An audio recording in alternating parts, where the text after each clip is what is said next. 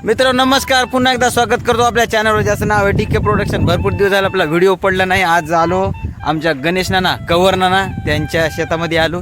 आता येण्याचा मुद्दा म्हणजे असा होता की भरपूर दिवसाचे जांभळं खायचेत पण खाणंच नाही झालेत, येणं नाही झालं, कामाचा दाब जास्त होता. मग त्याच्यामुळे म्हणलं चला आता थोडासा फ्री होतो, चला म्हणलं जाऊ नानाच्या शेतामध्ये. बघू शकताय गणेश नाना दिसत असतील, हे शेतकरी ब्रँडमध्ये सध्या अवतरलेली येतं आणि हे त्याचं शेड मॅनेजमेंट चालू आहे काहीतरी कामाचं. त्यांचं छोटंसं ट्रॅक्टर, ही एक त्याची म्हणजे स्वर्ग अनुभवता येईल अशी ही बंगई.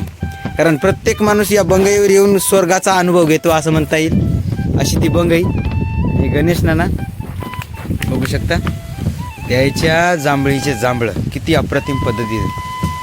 हेच नाहीत, आता याच्या अगोदर तर भरपूर होते, पण आता लॉट सगळा शेवट झालेला आहे, शेवट बोट असा लॉट वरती पण बघू शकता. थोडंसं झूम करून दाखवीन मी, जर दिसत असेल तर. कदाचित जास्त झूम नाही होणार, जे काय ते भरपूर ठिकाणी जांभळं लागलेले आहेत, पण आता हे जास्त दाखवता येणार नाही झूम करून, कारण डुअल कॅमेरा लावल्या त्याच्यामुळे जास्त झूम नाही होणार. बघू शकता इथं दिसायले थोडे जांभळं.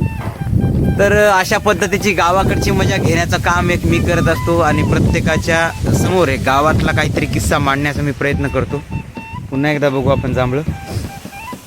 या जांभळानं ऋतूमध्ये प्रत्येक गोष्ट खाल्लेली बरी असते. आता जांभळाचं बेनिफिट म्हणजे असं आहे, जर वर्षात 1 वर्षात 2 वर्षात जर माणसाच्या जेवणात कधी काय त्याला म्हणता येईल केस वगैरे जात असते खाण्यात, जर तो केस जर काढायचा असला तर ही जर जांभळं नावाची चीज जर खाल्ली तर कदाचित जे काही शरीरात पोटात जे काही केस नावाची चीज राहिलेली असते तर ती लवकरात लवकर वगळण्याचं काम शरीर आपोआप करत असते.